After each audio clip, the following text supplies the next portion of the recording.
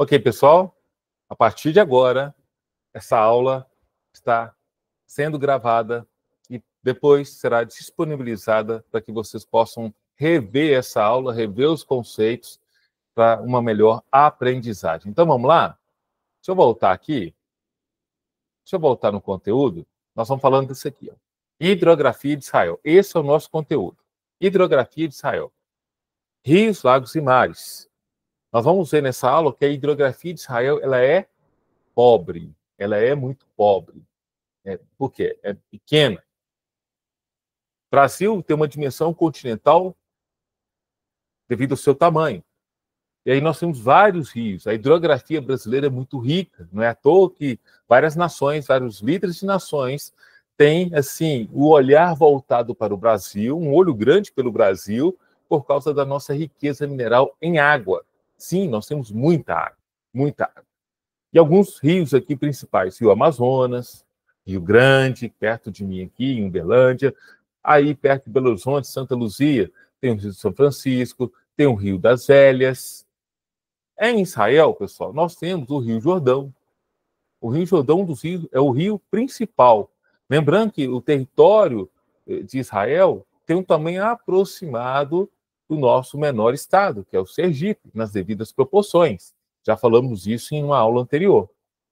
E o Rio Jordão, ele tem um nome que significa declive, ou seja, aquele que desce ao rio, ou seja, um rio que tem uma queda bem acentuada. Vou mostrar algumas ilustrações para que vocês possam preencher. Como o meu livro que está aqui, ó, inclinado. Aqui no alto a cabeceira, onde nós temos as nascentes, o seu trecho, por onde ele desenvolve, e a sua foz aqui, que pode ser no rio, ou no lago, ou no mar interior. Ele é formado por alguns rios, 4 rios, né? Alguns deles vêm lá do rio do Monte Hermon, vocês podem perceber aqui, olha, uma figura do Hermon. Lembra que na última aula nós falamos um pouquinho do Monte Hermon? No alto do Monte Hermon nós temos geleiras eternas. Essas geleiras eternas, onde o pessoal usa ali para o turismo, por exemplo, né? Muito forte o turismo ali na região do Hermon. Quando ele ele tem o seu processo de degelo diariamente. E aí ele forma, à medida que ele descongela, ele forma pequenos cursos d'água, pequenas drenagens, que vão formar esses cursos de água, que vão iniciar o abastecimento do Rio Jordão. É uma nascente perene, mas de origem nival. A nascente do Rio Jordão é nival, assim como uma das nascentes do Rio Amazonas, aqui no Brasil, na América Latina, ela é nival. Por quê? Porque ela tem a sua origem pelo degelo das geleiras andinas, lá na Cordilheira dos Andes, ok? Lá na região da Bolívia. Perfeito, meus irmãos? Tem em torno aí de 11 quilômetros de comprimento, 135 trechos de corredeiras, aqueles trechos mais agitados, mas também tem trecho de águas mais calmas. Quando a gente for em Israel, acho que vale um amém aí por parte de vocês, nós vamos numa região chamada Yardenite. Amém. Amém. Glória a Deus. Isso aí fortalece a minha Amém. fé, a nossa fé, meus irmãos. A gente vai chegar numa área chamada Yardenite. E nessa região chamada Yardenite, é uma região que há uma crença onde Jesus foi batizado por João Batista. É um trecho do Jordão. É um trecho do Jordão. Então a gente vai visitar lá. Lá tem uma infraestrutura para batismo. E aí, se você quiser batizar ali, né, ter essa experiência, né, de batizar ali, você vai poder fazer isso. Não que isso seja um ato meramente religioso. Você já conhece o Senhor Jesus, você que já foi batizado pelas águas, já passou, já deu seu testemunho de fé, que segue a Cristo, né, publicamente. Você não precisa renovar, mas é apenas para a gente passar por uma experiência, somente uma experiência. E você já fez esse testemunho de fé perante a sociedade, perante a igreja. Ok? Então, eu estando lá, eu vou querer fazer isso, né? Banhar ali, no ato profético ali de batismo, para sentir essa experiência. Bom, vamos lá. Essas nascentes, elas são conhecidas como Bahrein, É o único cujas fontes não estão no Hermon, ela está mais para o lado ali do Líbano, que antigamente era Fenícia. O Asbane e o Ledã estão lá no Ilbanes, que estão no Hermon e na região, falei agora, Colinas de Golan. Sendo que o Asbane é o mais longo, ele tem em torno de 40 quilômetros de extensão. O Ledã ele é um pouco mais curto, mas ele é mais volumoso. E o mais a leste, mais oriental e também mais curto de todos, cerca de 8 quilômetros, é o Banias. Esse está aí nas colinas de Golã. Essa drenagem ela tem um papel muito importante. Eu falei colinas de Golã, ou Golã, como alguns preferem dizer, e a gente viu isso na aula anterior, que é uma área protegida por Israel, que foi conquistada no ano de 67, em uma guerra contra o Egito, a Jordânia, a Síria e Líbano. Praticamente 4 nações que pressionaram Israel e Israel conseguiu vencer em 6 dias. Tá? Depois a gente fala sobre isso em uma outra aula. Então a gente foge um pouquinho do tema, vou lançar mão de muita coisa atual. Ok? E aqui é uma das ilustrações que eu quero mostrar para vocês. Esse corte longitudinal é como se a gente estivesse vendo por dentro. Né? Sabe quando a gente pega... Você comprou um pão de forma, né? Foi lá na padaria, comprou um pão de forma. Aí você abriu o pão de forma, tirou o saquinho, você pegou o pão de forma do meio, não pegou da ponta, você pegou o do meio. Você pegou o do meio, tirou e virou. Você está vendo do lado de dentro. É como se tivesse feito um corte, né? Desde o Monte Hermon até lá no final, no Mar Morto. Alguém entrou na aula agora. Deixa eu ver quem é que chegou. Eu vi um som da campainha. É a Simone. Ei, Simone, seja bem-vinda. Então, vamos atualizar aqui. Estou falando sobre hidrografia de Israel, tá, Simone? Então, foi um corte longitudinal. Pega do Hermon até o Mar Morto. Nesse processo, eu consigo ver toda a extensão, toda a parte do declive. Por isso que o nome Jordão significa aquele que desce, aquele que está inclinado, tem um declive. Lembra aqui do meu livro? Olha, inclinado. Falar nisso, não deixe de anunciar o livro no final da aula, tá? Por favor. Então, nós temos aqui no alto o Monte Hermon, que tem neve lá no alto, as geleiras eternas, que vai se congelando e vai formando ali uma das suas nascentes, tá? Nós temos aqui a região de Dan. Dan é uma região que foi ocupada por uma das 12 tribos. Dan também tinha uma parte mais ao sul, próximo ali da Judéia. Então, ele teve duas áreas. Nós vamos ver isso em uma outra aula. Ok? Aqui o Lago de Uli, antigamente chamado Lago de Uli, hoje é Lago Meron. Ele está apenas 2 metros, meus irmãos, 2 metros acima do nível do mar. Está vendo essa linha aqui em vermelho, tracejada? Esse é o nível do mar. Entenda uma coisa, algo da geografia, tá? O nível do mar é o nosso nível planetário, tá bom? Nós temos uma referência no planeta que é o oceano. Então, o nível do mar, o nível dos oceanos, é um nível de base. É a partir dele que a gente fala a altitude ou a profundidade de um lugar no planeta. Ok? Por exemplo, na Praça 7, em Belo Horizonte, lá na região do Pirulito ali, 930 metros de altitude. Ok? Qual que é a altura do Alberto? Olha como eu falei. Eu não falei a altitude do Alberto. Falei a altura do Alberto. A altura do Alberto é do chão até o alto da cabeça dele. Ele em pé. O alto da cabeça dele. 1,85 m, 2 metros. 1,85 m. Estou aumentando minha altura. A gente fala a altitude do Alberto. Por quê? Se eu tivesse falar altitude, que está errado, teria que ser com base no nível do mar. Beleza? E aí, esse lago de Uli aqui, que é o Lago Meron, que está acima do Mar da Galileia, em termos de distância, ele está apenas 2 metros acima do nível do mar. Logo depois, eu tenho aqui o Lago de Genezaré, que é o Mar da Galileia. o Mar da Galileia. Então, esse Mar da Galileia aqui, olha, ele está 210 metros negativos, abaixo do nível do mar. Então, ele está aqui abaixo. A partir desse ponto, entre o Lago de Ulho, ou Meron atualmente, e o Mar da Galileia, já inicia algo que a gente chama na geografia de depressão absoluta. A gente já começa a entrar num vale, está abaixo, e nós vamos chegar numa depressão absoluta, que é a maior depressão absoluta em continente do nosso planeta, que é o Mar Morto aqui. Ó. Será que eu vou chegar nele? E aí o rio, ele continua descendo, encaixado entre duas cordilheiras. Lembra que eu falei para vocês duas cordilheiras? A Cordilheira Central, ou chamado Planalto Central, e a Cordilheira Transjordaniana, tá?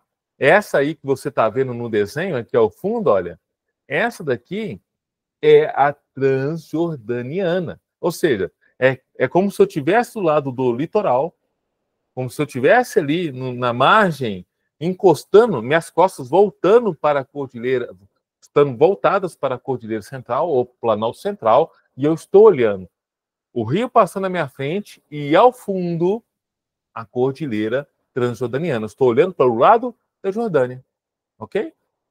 Então, por isso que eu vejo ali, ó.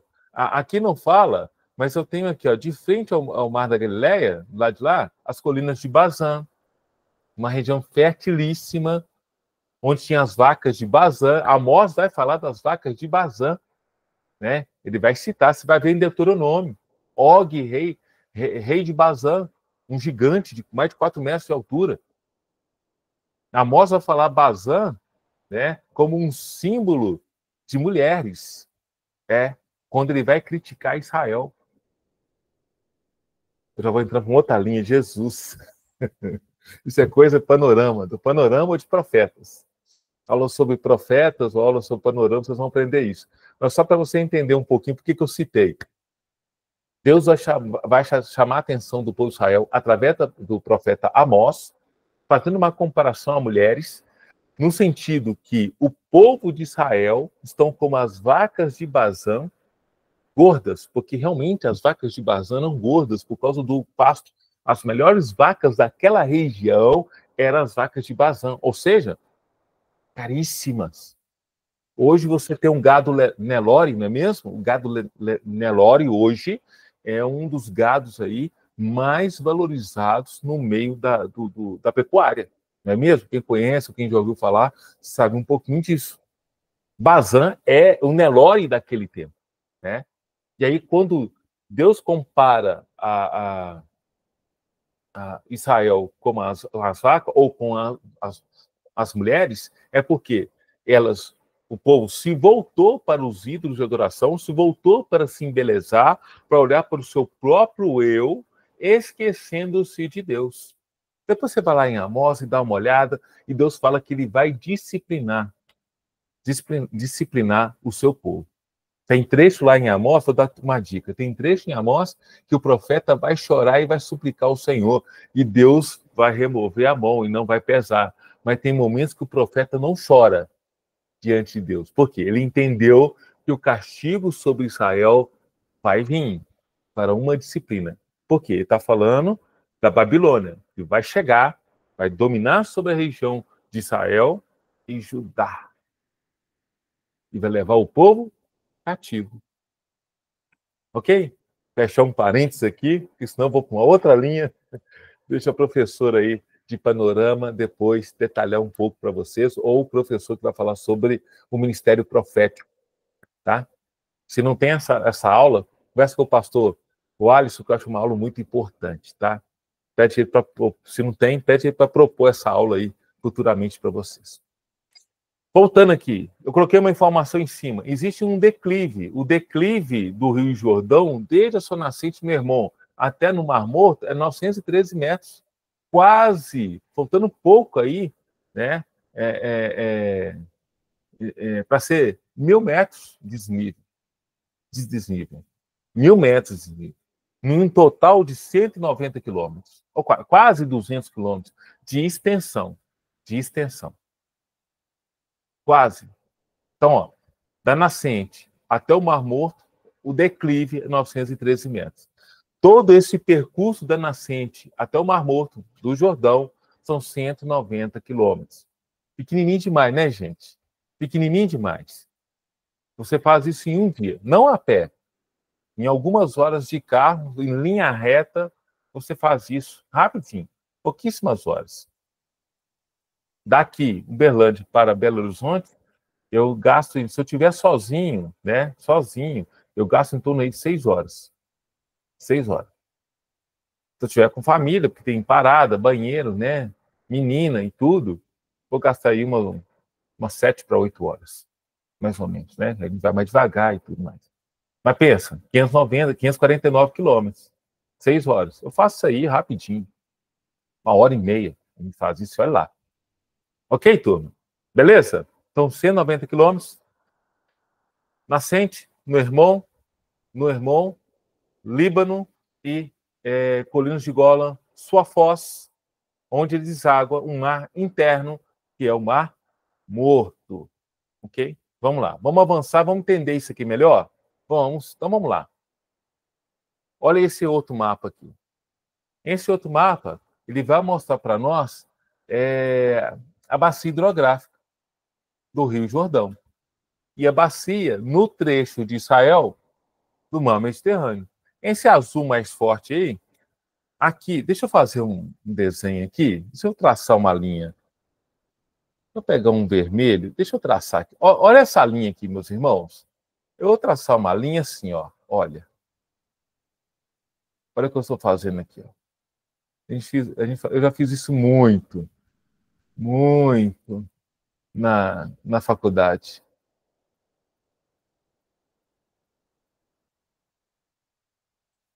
Essa linha, esse é o mapa, a gente está vendo de cima, tá? Essas duas linhas, essa primeira aqui é o Planalto, vou fazer, Planalto, vamos pôr um PC, Planalto Central. Lembra aquele que a gente viu? A linha vai representar o topo dele, tá bom? Esse outro de baixo aqui, ó, é o Planalto, vou pôr um T, não é PT não, viu, gente? Não é partido não, pelo amor de Deus. O Planalto é um Planalto transjordaniano. Vou pôr um J aqui, PTJ. Eu vou falar assim, quem chegar agora vai falar assim, o que é isso? Tá falando de política? O Planalto transjordaniano, tá bom? Beleza, meu irmão? Então tá. Brinquei aqui só para descontrair. A linha do Planalto Central.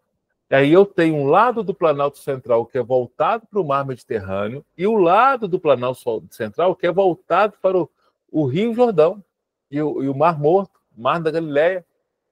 Do outro lado, embaixo, o Planalto Transjordaniano. E eu tenho ele voltado para dentro do vale, voltado para o Rio Jordão. E aí eu tenho as nascentes que vão nascer. Por exemplo, ó, o Querite, o Cedron, eles vão nascer, olha, no Planalto Central. São rios temporários, tá? O Querite, por exemplo, depois você dá uma olhada em 1 Reis 17, vai falar de um profeta, Elias. Depois que ele tem lá um encontro, um confronto com Acabe, com Jezabel, ele foge, não é mesmo? E aí ele é alimentado com carne pelos corvos. Tá lembrado? 1 Reis 17. Estava um adendo aqui? Viu como eu falei? 1 Reis, ou primeiro livro dos reis. Primeiro. Não é Primeira Reis. É como a gente trata de livro, então é gênero masculino. É muito comum as pessoas falarem Primeira Reis, Primeira Crônicas. Não, não, não. Primeiro livro de Crônicas. Segundo livro de Crônicas. Primeiro livro dos reis. Segundo livro dos reis. Ok? É uma coisa simples, mas é bonito, né? Falar da forma correta. Eu penso assim, igual o aleluia. Acho que eu já falei isso. Aleluia. Aleluia não tem aleluias. Aleluia é invariável. É uma palavra hebraica que é lida e é falada em qualquer idioma do mundo. Aleluia. Ou como os estadunidenses falam, aleluia. Não é mesmo?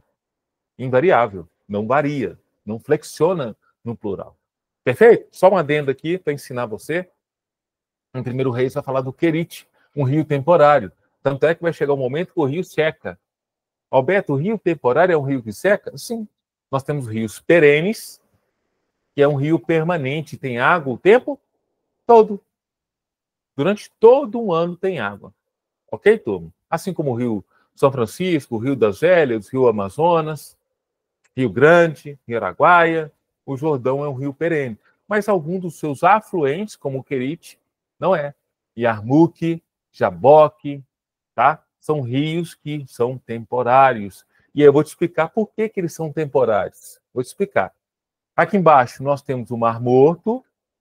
Então, olha, toda essa parte aqui é uma informação que eu quero te dar agora, depois tem uma parte que nós vamos falar só do Mar Morto. Daqui, olha, das nascentes, no Líbano, no Hermon, nas colinas de Golã, até essa parte aqui que eu quero marcar aqui agora, próximo da confluência com o Mar Morto, tá? É água doce. Água doce.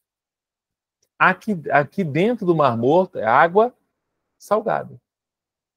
Salgada. Tem um grande teor de sal. Daqui a pouco nós vamos falar sobre isso. Tá bom? Anota esse verso aí, depois a gente volta a falar sobre isso aqui. Ah, uma outra coisa. Tá o Albertinho aí, tá vendo o Albertinho aí? Apareceu, olha. Esqueci do Albertinho. O Albertinho apareceu aí no nosso mapa, só para te falar. Margem direita e margem esquerda. A gente vê isso na geografia. Por que é importante falar? Porque quando eu estou lá na nascente e olho para o fundo, deixa eu voltar a imagem anterior. Eu estou aqui na nascente, no alto do Hermon, lá nas neves, lá, estou lá para esquiar. Esquiei, estou lá esquiando, né? Estamos nós lá. E aí eu olho para o Rio Jordão e ele descendo, Lago Meron, Mar da Galileia, ele vai descendo até chegar no Mar Morto, no Mar Morto. A minha direita é a margem direita do rio. A minha esquerda, que vai para o lado da Jordânia, é a margem esquerda do rio. Por que eu falo isso? Porque Moisés, quando ele vai enviar os espias para espiar a terra de Canaã, a terra prometida, que é Israel hoje, eles vão para além do Jordão, depois eles vão para aquém do Jordão. Da além do Jordão é do outro lado do Jordão, é o lado da Jordânia, é o lado de lá que você está vindo, é esse fundo aí, ok? Eles vão do lado de lá, depois eles vão atravessar, vão chegar em Jericó. Jericó está do lado de cá, está na margem direita, tá bom? Deixa eu passar a imagem. Jericó, ele vai estar aproximadamente aqui, ó, onde eu vou marcar esse X, as suas ruínas. A Jericó Nova está mais ou menos 18 quilômetros para frente, assim, ó. 18 quilômetros para frente. A Jericó Nova, numa vila, né? No dia que a gente foi em Israel, que a gente descer, é bem possível, há uma possibilidade boa da gente visitar as ruínas de Jericó. E algo interessante, gente, deixa eu aproveitar, deixa eu falar isso aqui. O doutor Rodrigo Silva tem um vídeo que ele mostra, e é muito evidente isso, ele mostra que o que a arqueologia já fez, já viu as pedras que faziam parte da muralha da Jericó antiga, da época de Josué, ela estava destruída, né, parte destruída e com feições de queimado, né, que foram datados com carbono 14 e que bateu exatamente na época de Josué. Elas estão inclinadas para fora, não para o lado de dentro, para fora. Então, isso fala que aquele processo que Deus orienta de dar a volta em torno das muralhas de Jericó, né, no 7º dia, tal, dar a volta e soar a trombeta. Lembra dessa passagem? Mostra que não foi a ação do próprio homem. O marchar em volta, em silêncio, e o soar da trombeta não teve o poder efetivamente de derrubar uma das principais e mais fortificadas muralhas daquele tempo. No entanto, isso mostra para mim e para você que o poder veio de dentro. A Record, naquela série, acho que é Terra Prometida, que é o nome da série, quando Jericó é rodeada ali pelos hebreus, sob o comando de Josué, é muito interessante a cena, que vem um raio de cima, né, uma força de cima, simbolizando o poder de Deus. Muito interessante, mas muito interessante, muito interessante. Muito interessante. Ok? Tá bom? Beleza? Deixa eu avançar aqui então. Então, eu falei do Albertinho, o porquê dele aí. Aqui de novo, olha, de novo.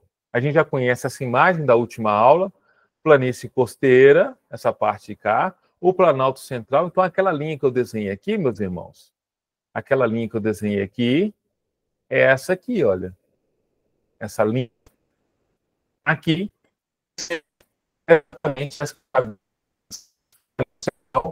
a outra aqui é o Transjordaniano, que é o Planalto Oriental, o Planalto Transjordaniano. No meio, o Vale do Rio Jordão. Lá em cima, Hermon, Lago Meron, o Vale de Ula, Mar da Galileia, que é esse daqui, e aí o rio desce aqui, em sua foz, no Mar Morto, que é esse daqui.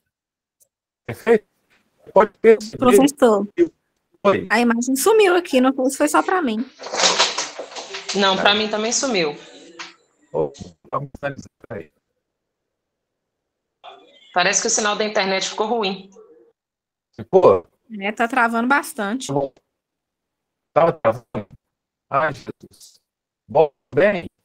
Ai, Sua fala está picada, professor. Minha fala está picada? Melhorou? Deixa eu mexer. Agora melhorou, mas melhorou. Melhorou? Só que a imagem não voltou ainda não.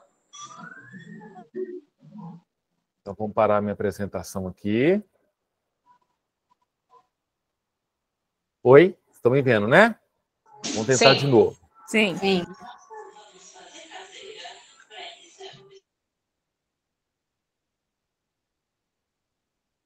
A apresentação. Vamos lá.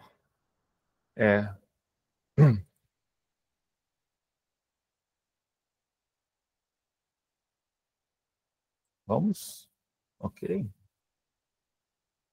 Que estranho. Voltou a imagem, gente? Não. Ainda não. não. Não? Meu Deus do céu. Me ajuda aí, Jesus. Me ajuda aí. Jesus. Agora eu acho que vai. E agora, turma? Agora voltou. A gente está vendo a sua tela. Ótimo. Glória a Deus. Deixa eu fazer de novo aqui. Acho que vocês não viram. Vou pegar o meu pincel vermelho. Essa linha que eu estou fazendo aqui é a linha do Planalto Central. E essa aqui é a linha do Planalto Oriental. Ok? Ou Planalto Transjordaniano. Na gravação vocês vão ver, né? Na gravação ficou registrado. Aqui nós temos o vale. Vou ver se eu mudo aqui meu pincel para azul, olha. Nós temos o Vale do Jordão. O Jordão ele flui aqui, sendo que eu tenho o Lago Meron aqui em cima, o Mar da Galileia aqui, e essa parte final, que é um lago salgado, é o Mar Morto, nós vamos falar dele daqui a pouquinho. Ok? Então o Rio Jordão ele está encaixado. Ele está encaixado entre dois planaltos. Entre dois planaltos.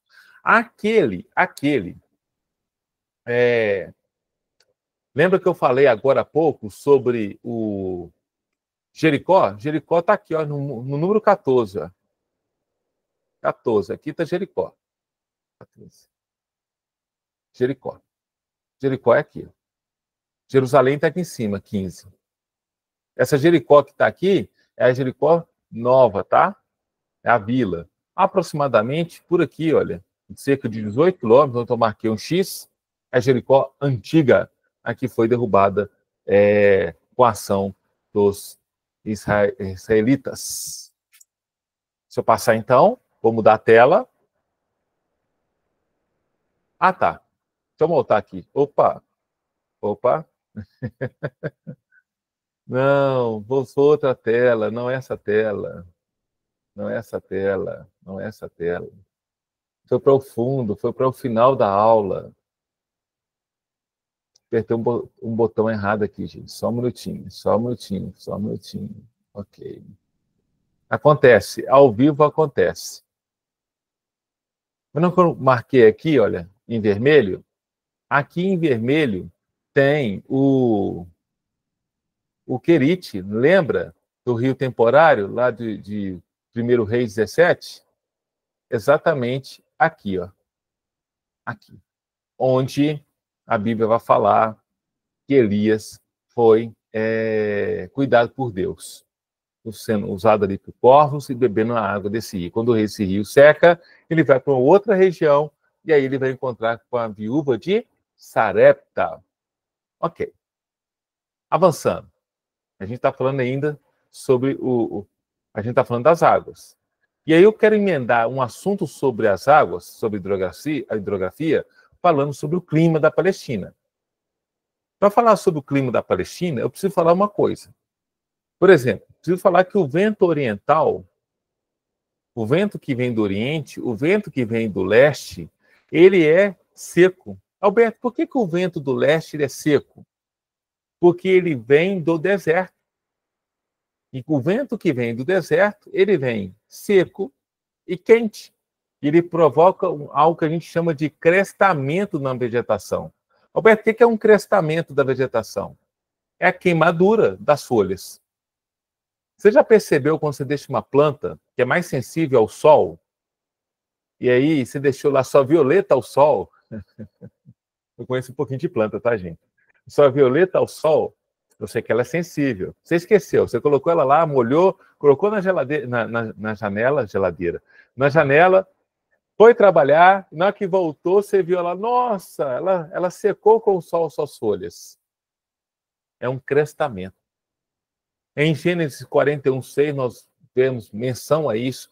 Êxodo 10:13, Oséias 13:15, Ezequiel 17:10 e 19:12.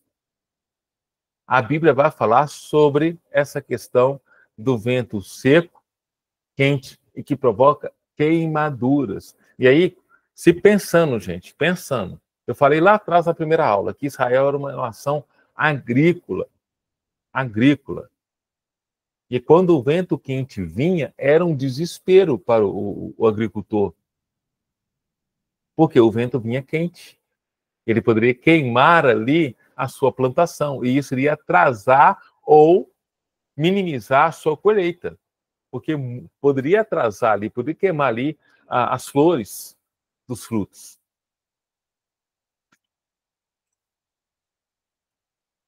O vento do sul. O vento do sul, ele traz tempestade e traz calor. Alberto, por quê? Porque vai ter influência do Mar Vermelho. Ao sul tem influência do Mar Vermelho. E é quente por causa do deserto do Negueb, ou do Sinai. Sinai e Negueb, ele tem uma faixa de transição para entrar em Israel, tá? Vou mostrar isso depois. Então ele vem carregado ali de umidade e quente. E quando chega ali em Israel, ele chega na montanha, ele é pressionado pela montanha, pelos planaltos, e ele promove chuva lá no alto de Jerusalém. Jerusalém está no alto. E é uma chuva forte, com tempestade. Daqui a pouco você vai entender isso mais para frente, na região do Mar Morto. Então, ó, Isaías, Zacarias, Lucas vai fazer menção a isso. Vai fazer menção. Deixa eu ler Lucas, gente. Pega Lucas 12. Então, pega Lucas 12. Pega minha Bíblia aqui. Deixa eu ligar minha Bíblia. Lucas 12, verso 55. Lucas 12, 50 e 53, 55. Vamos lá no 54. Sinais do tempo. Dizia ele à multidão: quando vocês veem uma nuvem se levantando no ocidente, logo dizem, vai chover. E assim acontece. E quando sopra o vento sul, vocês dizem, vai fazer calor. E assim ocorre. Por que Jesus estava falando isso? Porque estavam pedindo sinais para Jesus, os sinais do tempo, não é mesmo? Mas vou fazer um recorte nessa fala de Jesus, por quê? Porque naquela época, é igual os mateiros, né? Os mateiros do tempo antigo, quando falavam assim, olha, vai chover, por tal motivo, eu estou percebendo a mudança no tempo, assim, a atmosfera está dessa forma, o céu está assim, as nuvens estão se comportando de tal maneira, esse vento, o vento mais frio, esse cheiro petricor, que é o cheiro de terra molhada, é porque vai chover. Lembra disso? Nossos avós, nossos antepassados falavam isso. Isso é algo que o homem fazia lá atrás também. Então, eles sabiam dizer, de acordo com a leitura do tempo atmosférico, da atmosfera, do comportamento das nuvens, do ar, do vento, da composição da atmosfera, e falavam, esse vento aqui é um vento quente, ele pode provocar chuva com tempestade e granizo. Ele vem do sul, porque ele vem com a influência do mar vermelho e passar por trechos ali, a massa de ar passar por trechos ao sul, que é o Monte Sinai, que é na Península do Sinai, e do Negueb, vai chegar em Jerusalém bem carregado, bem quente, provocando aquela chuva rápida com muito calor. Típica de verão. Típica de verão. Mas quando vem do ocidente, ela vem com nuvem. Lembra um desenho que eu mostrei para vocês? A umidade que é formada no mar Mediterrâneo, o mar grande antigamente, lá na época bíblica, na época de Jesus, mar dos romanos, quando aquela água evaporava, ela ia em direção ao continente, em direção a Jerusalém, em direção a Israel, e encontrava com o Planalto Central provocando chuva? Pois é, Lucas 12:54, 1 Reis 18:44 também faz menção a isso. E quando eles falam sobre o vento do norte, é aquele que vem lá do Hermon. O que a gente tem no alto do Hermon? Olha, nós estamos juntando agora, meus irmãos, as informações de aulas passadas, principalmente da última aula. O que tem no alto do Hermon? Que forma uma nascente neval e que é um contribuinte do Jordão. Nós temos gelo. E quando o ar frio descia e era canalizado, lembra que tem... Não, deixa eu mostrar para vocês. O Hermon está aqui em cima, olha. Deixa eu tirar, deixa eu mostrar o mal. O Hermon está aqui em cima, onde não aparece. O ar frio ele descia aqui, canalizado por essa área, e influenciava toda essa região. O pessoal sentia um vento frio. Traz o frio e calmaria, trazia um frescor, porque vinha lá do alto, vinha da região do Hermon. Olha como que Deus cuida, né? Você vê isso em Jó 37, e em Provérbios 25:23 também faz menção. Olha aí, essa imagem satélite que a gente já conhece. Quando eu falei aqui do vento que vem, olha, lembra lá, vento oriental, que é do leste, que é portador de seca e crestamento, ele vem daqui, olha, dessa região da Arábia, da Jordânia, essa região toda aqui. E ela faz isso aqui, olha, vai nessa direção. Deixa eu pegar o meu pincel aqui, pegar minha caneta. Então, ó, do leste, ela vai fazer para cá, olha. Ela vai de deserto. Seco, seco e quente. Seco. Estou no mouse, viu, gente? Repara não. Seco, ou seja, sem umidade, e quente. Quente.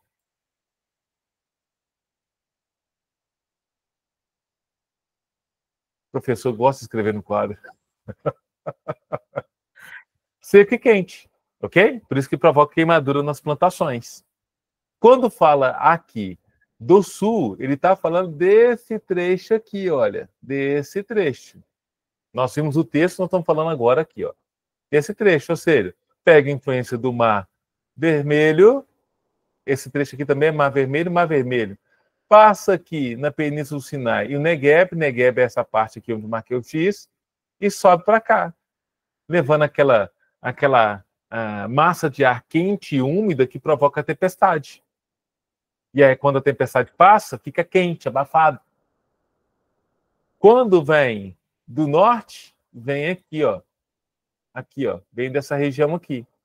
O Hermon está aqui no alto, ó. O Hermon está aqui.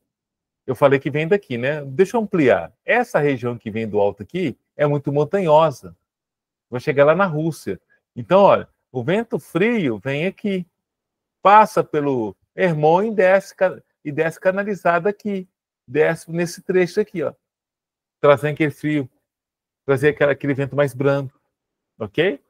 E quando vem do mar Mediterrâneo, vem do ocidente, ela vai para cá. E vem aquela chuva que vai molhar a planície central, deixando ela fértil. Estão lembrados? Olha como a gente está juntando todo o conhecimento para falar do clima. E para apontar, e ver esse tipo de apontamento na Bíblia.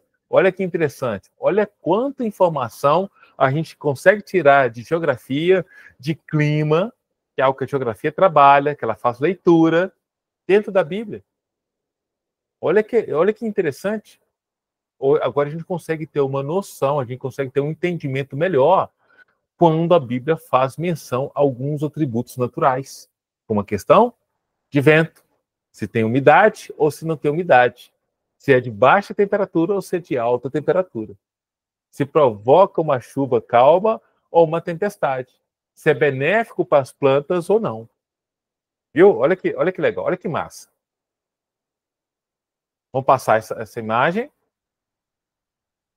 Vamos dar um exemplo aqui, ó. Há uma corrente aérea seca e quente que vem do deserto arábico. Falei isso agora. Ela é chamada, por alguns estudiosos, de Cirô. Por quê? Porque ela é quente e quando ela prevalece, ela queima toda a plantação. Falei isso agora. Lucas 12, no verso 54 e 55, menciona, a gente acabou de ler, né? E disse Jesus também às multidões: quando vem aparecer uma nuvem do poente, logo dizer que vem chuva. Poente ou ocidente, tá? Poente está apontando para o mar Mediterrâneo. Isso aqui é a versão do Almeida, revista atualizada. E quando vê soprar o vento sul, diz que haverá calor e assim acontece. É aquela que vem do Sinai, do Negueb, Península do Sinai e do Mar Vermelho. Ok? Vamos falar ainda um pouquinho sobre o clima e sobre agora, só que eu vou apontar agora lá no Mediterrâneo, tá, gente? Tudo bem? Posso avançar? Enquanto isso, eu bebo água. A água já ficou quente, gente. Vocês acreditam? Nossa, larga. Sabe aquela parte da Bíblia que fala assim, olha... Vou acompanhar meu tempo aqui, gente. Senão eu passo do tempo. Não, tá tranquilo. Mais uma aula de aula. Quando Jesus, ele tranquiliza o tempo, apazigua a tempestade, está lá no Mar da Galileia, né? Olha esse trecho que eu peguei lá em Marcos 4, no verso 35 a 39. Naquele dia, sendo já tarde, disse-lhe Jesus: passemos para a outra margem. E eles, despedindo a multidão, o levaram, assim como estava, no barco. E outros barcos o seguiam. Ora, levantando-se grande temporal de vento, olha só que interessante, grande temporal de vento. E as ondas se arremessavam contra o barco, esse temporal agitou as águas do mar da Galileia. De modo que o mesmo já estava a encher-se de água. Agitava de tal forma que a água entrava nos barcos. Começava a encher o convés ali. E Jesus estava na popa, dormindo sobre o travesseiro. Em meio à tempestade, Jesus estava dormindo. Isso ensina algo para a gente, hein? Esse trecho aqui serve numa pregação, o pastor Alisson já deve ter pregado. No meu tempo, ele já pregou esse texto. Nossa, dá para a gente tirar tanta coisa aqui, gente. O que esse trecho ensina para nós? Ensina que a gente tem que ficar igual a Jesus. Não é fácil, né? Eu falo porque eu sei que não é fácil. Você sabe que não é fácil. Mas quando a gente confia nele, aí é um exercício que eu e você, nós temos que fazer, é confiar plenamente nele, é que Quando a gente entrega tudo para ele, é com ele, meus irmãos. É com ele que faz. Ele que protege, ele que guarda, ele que preserva. Jesus estava na polpa dormindo sobre o travesseiro. Eles o despertaram e disseram: Mestre! Imagina eles falando: Mestre! Não te importa que pereçamos? Olha ele provocando, olha os discípulos provocando Jesus. O senhor está aí dormindo, em outras palavras? Nós vamos morrer, o senhor também. E ele, despertando, repreendeu o vento e disse ao mar: acalma-te, e emudece. E o vento se aquietou e fez grande bonança. Vamos lá, vamos entender isso. Isso tem todo um contexto espiritual. Não vou me debruçar nisso aqui. Não vou para uma outra linha que não é o momento de falar sobre isso. Mas eu quero explicar, de acordo com a geografia, de acordo com o contexto natural, como que você explica isso. Porque isso acontece até os dias atuais. Quem é pescador, né, em dia que a gente for a Israel, você pode conversar isso lá com os pescadores. Nós vamos andar numa escuna, gente, num barquinho.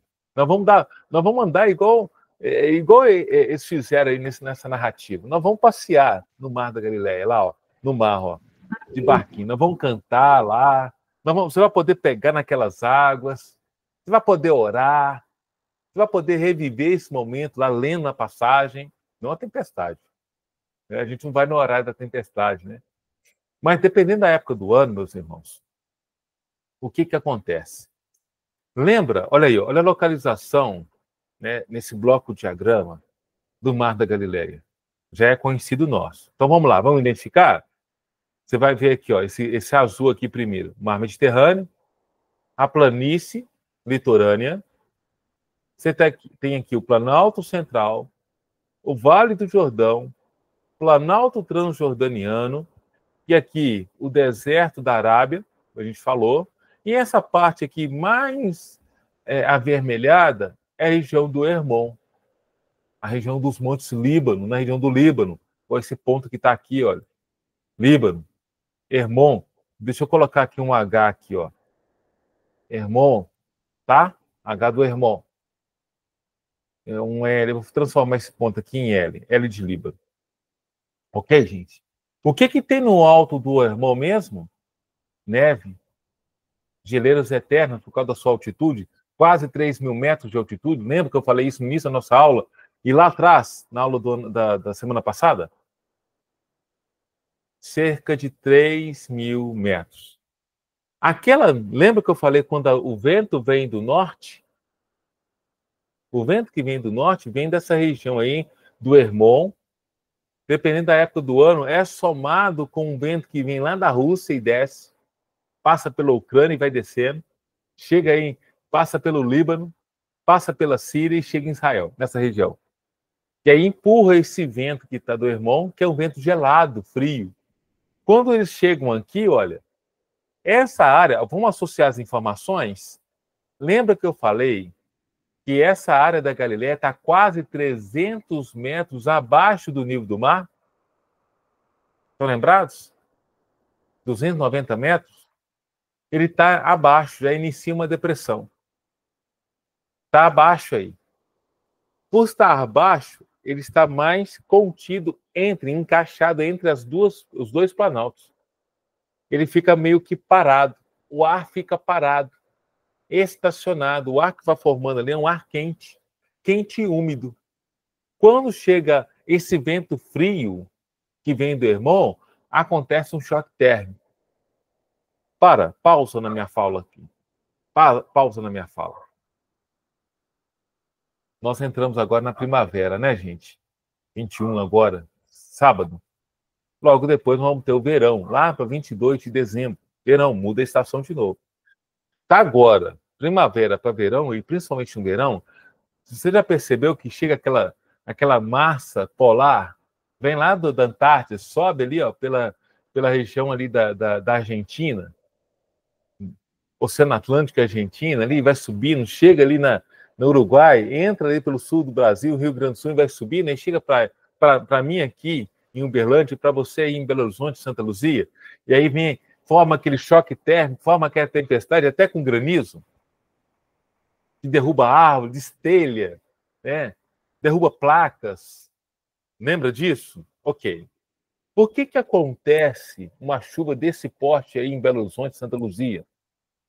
Porque foi um choque de uma massa de ar fria com uma massa de ar quente que está estacionada sobre Santa Luzia, Belo Horizonte, Sabará, Santa Luzia, Nova Lima, Contagem. Chega ali, ó, tá quente, um choque térmico, tempestade, chuva forte, pode cair até granizo. Vamos voltar aqui para Israel agora? Associei com algo que é muito próximo de vocês, muito próximo da gente. Quando tem isso acontecer, essa umidade, baixa temperatura que vem lá do Hermon, ela vai descendo. E olha que é uma distância bem curta. Quando encontra ali no Mar da Galileia, que tem um ar mais quente, ele provoca um choque térmico, isso ainda à noite. Isso ainda à noite. Provoca um choque térmico. E nesse choque térmico, forma uma massa de ar que provoca chuva com vento e faz essas águas do Mar da Galileia agitar. Então, eu acabei de explicar para você que uma tempestade no Mar da Galileia, típica do tempo de Jesus, quando ele estava com seus discípulos e ele dormia no barco, naturalmente. No contexto natural, é assim que funciona. Ok? É assim que funciona. E isso até os dias de hoje. Isso até os dias de hoje. Ok? E é claro que no tempo de Jesus, esse evento natural aconteceu, e é claro que o Senhor Jesus tem o poder sobre o mundo espiritual e, obviamente, sobre o mundo natural. Por isso que ele falou e cessou. Amém? Olha que legal, gente. Interessante, né? Você vai associando o conhecimento e tudo faz sentido. Você consegue perceber todo o retrato. Muito legal, né? Todo mundo entendeu aí? Como é que estamos? Como é que estamos? Sim. Ok. Você vai poder ver a gravação depois de novo. E se ainda tiver dúvida, você pode me mandar uma mensagem, ou na próxima aula, ou ainda na aula de hoje, você pode me perguntar. Fica na liberdade. Então, acabei de explicar. Aqui está a explicação para vocês, de Marcos 4:35. Gente, alguém abre o áudio e me fala o que vocês estão vendo na tela. Ladrão de chuva. Ô, gente, eu achei essa ilustração na internet e eu salvei. Vocês vão entender por que eu salvei ela. Mas será que é possível? Será possível existir ladrão de nuvens? É possível? Já disseram isso, tá? E já acusaram Israel de ser ladrão de nuvens. Você sabia disso, meus irmãos? Acusaram. E olha, não tem muito tempo, não. Vamos entender o porquê disso aqui, dessa imagem? Tá vendo esse camarada que tá aí, que saiu na Veja em 2012? 2012. Cerca de 12 anos. 12 anos. Há 12 anos, na Veja, Ahmadinejad, ele era o presidente do Irã. Lembra que eu falei? Irã, antiga Pérsia. Ele delirou. Olha como que a Veja colocou naquele tempo. Delira. Ahmadinejad delira. Inimigos roubam a chuva do Irã. Como assim, Alberto? Calma que você vai entender. Alberto, o que isso tem a ver? Calma, meu irmão. Calma, você vai entender. O antigo inimigo de Israel, provocando Israel, inclusive nos dias atuais. Em dias atuais. Ele está querendo dizer que Israel rouba a chuva que deveria chegar no Irã e não chega, porque parou tudo em Israel. Vamos entender? Esse aqui é uma outra reportagem no R7. General do Irã acusa Israel de roubar água e nuvens na região. Para Golan Reza Zalali, mudança climática em território iraniano é suspeita. Por que é suspeita? Ele está querendo dizer que Israel está barrando, está segurando essa água para que ela não chegue no Irã e assim o seu povo morra de sede e de fome. Esse jornal aqui, Extra, general iraniano acusa Israel de roubar nuvens para provocar seca no Irã. Outra reportagem. Gente, isso aqui ó, é verídico, tá? Essa aqui saiu em 2018. Voltou, olha. Vamos lá, vamos voltar.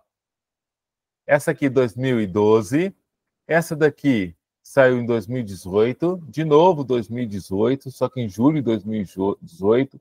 Essa aqui, ó, Mundo a Minuto. Essa aqui é de um jornal de Portugal.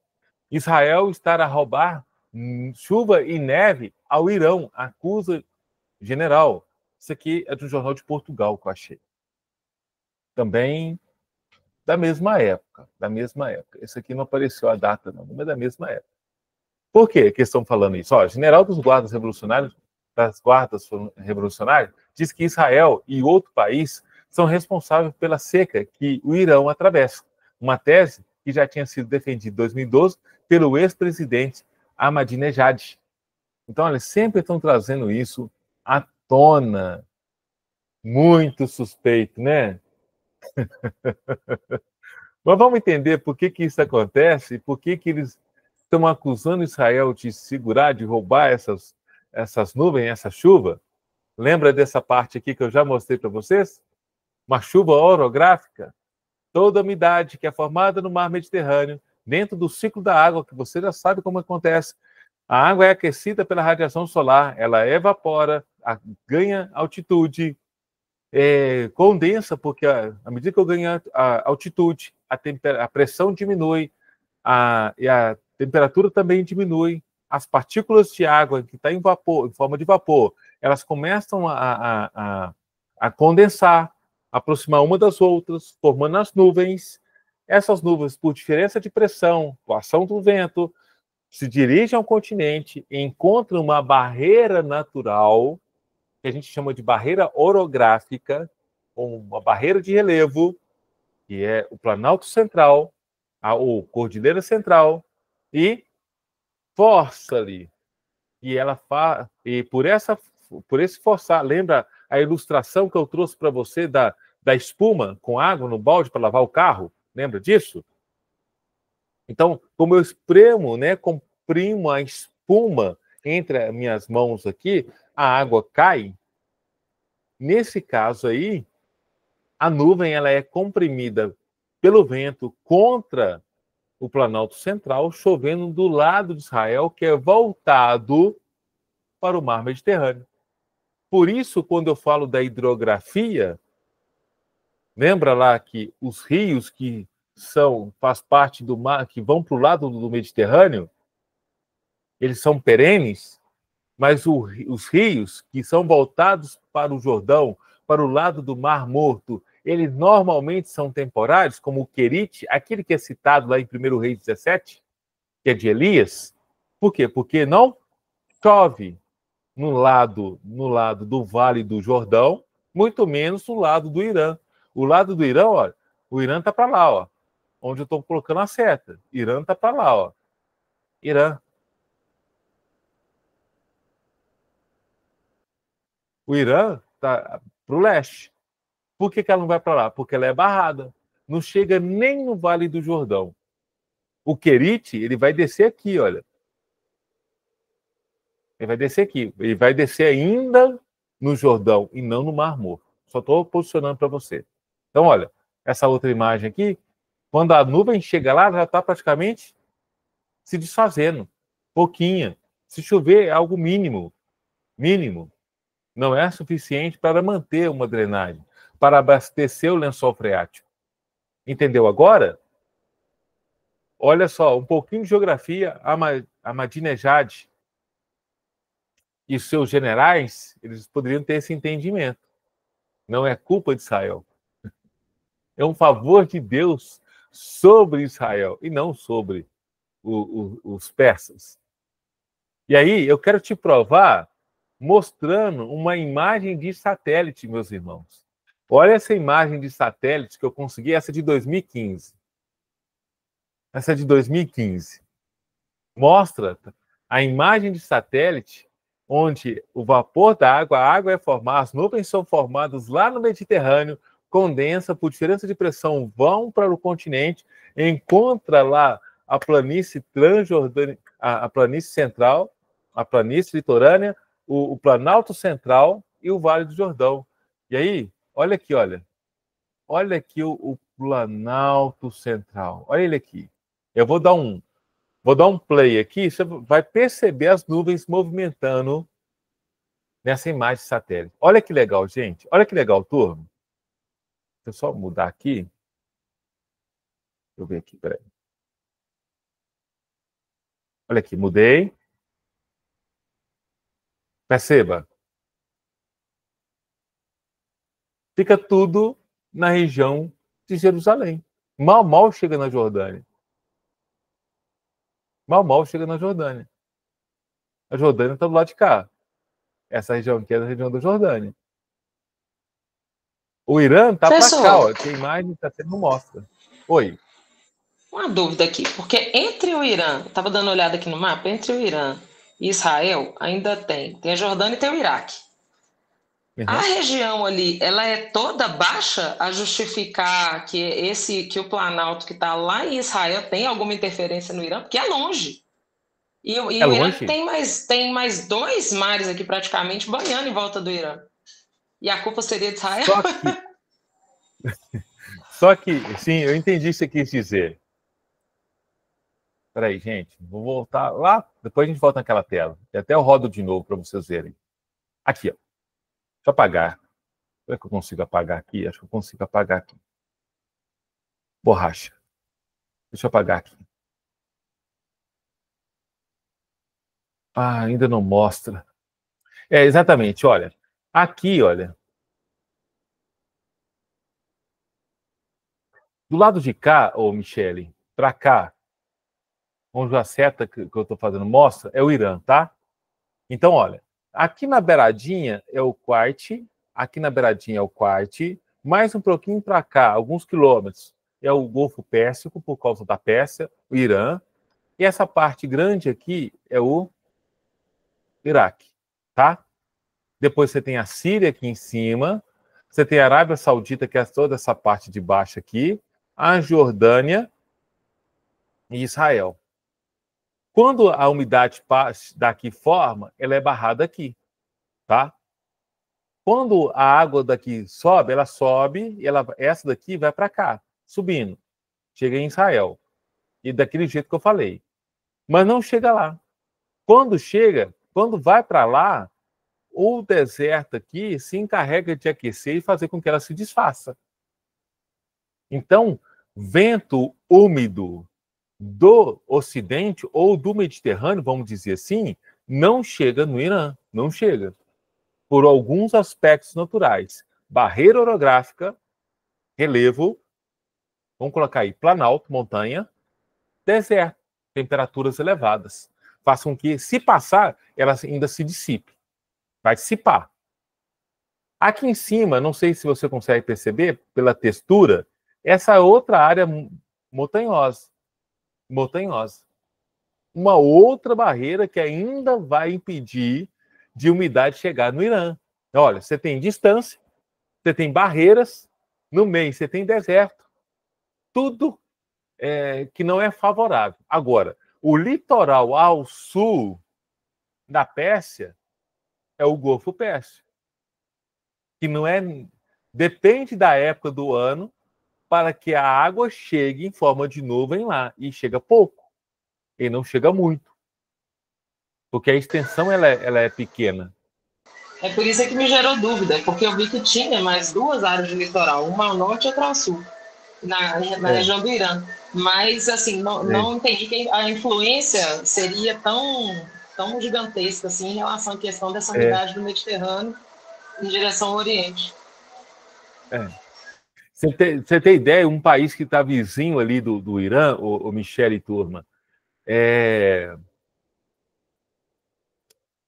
Paquistão. O Paquistão, eles têm importado água do Ártico, que está muito mais longe do que a Antártida. Albert, por que não pega da Antártida? Porque existe um tratado internacional assinado pelos principais países do mundo até 2049 que não pode explorar a Antártida, só para fins de pesquisa. Extrair dela não pode tirar nada, só para fins de pesquisa. Então não pode tirar nenhum bloco de gelo. Seria muito mais fácil para o Paquistão. Mas por que eles trazem blocos e blocos de gelo em contêineres, em navios, como fosse um navio petroleiro, que a gente carrega petróleo? É um navio de gelo para carregar água. Essa água é levada, ela é tratada e ela é engarrafada e vendida. Tamanha é a falta de água nessa região. É uma região que realmente carece de água. E ou vai tirar a água do mar, aí tem que dessalinizar a água, uma tecnologia que Israel domina e domina muito bem, só que o equipamento é caro, ou vai tirar água do subsolo a metros e metros de profundidade. Dependendo de quão profundo é, às vezes se torna inviável, porque se torna muito caro.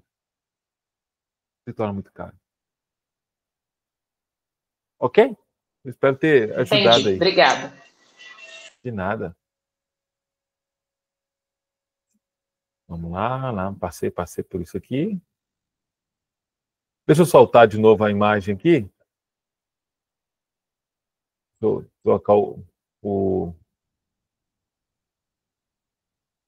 Deixa eu ver se... Não é. Soltou, não chegou a soltar. Aqui, ó, soltou. Deu um enter aqui. Olha como as nuvens ficam mais do lado ali de Israel. E elas são formadas no Mediterrâneo. Chique demais, né? Que legal, não é mesmo? Eu vibro com isso, viu, gente? Essas coisas aqui, eu apaixono com essas coisas. Tudo que eu vejo, eu separo porque isso é para dar aula. E olha essa IVB a calhar. Vamos mudando de assunto aqui. E aqui uma charge, ainda dentro desse assunto, mostrando aí Benjamin Netanyahu, no seu primeiro mandato, ele está no segundo mandato dele, como premier de Israel, primeiro-ministro, tá? O presidente de Israel é Isaac Herzog. Isaac Herzog é o presidente de Israel hoje, e o seu premier, o seu primeiro-ministro, é o Benjamin Netanyahu. O Benjamin aqui, nessa ilustração, ele pegou, laçou uma nuvem e não está permitindo que ela chegue lá na Pérsia, melhor, lá no Irã. E aí está aqui Israel protegendo com seu exército. Claro que isso aí foi uma charge feita para provocar Israel. Tá bom? Mas olha que interessante. Olha em Deuteronômio 11, verso 11. Olha o que Deus fala para o seu povo, né? Anunciando ali a partir de Moisés. Mas a terra que passais a possuir é terra de montes e de vales. Da chuva dos céus beberá as águas. E se a gente voltar na primeira aula, lembra da minha primeira aula com vocês?